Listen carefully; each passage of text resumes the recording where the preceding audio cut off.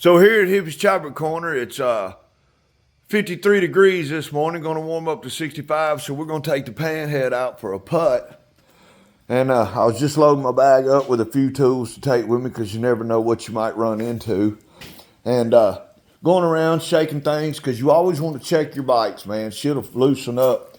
And man, I looked down and that could have been real dangerous, guys. That came loose the last time I was riding it, so check your bikes, especially these old rigid frame motorcycles. They vibrate and shit will come loose on them. And I was certain I put Loctite on that. So be safe out there, guys. Hippie's Chopper Corner, home of the sketchy chopper.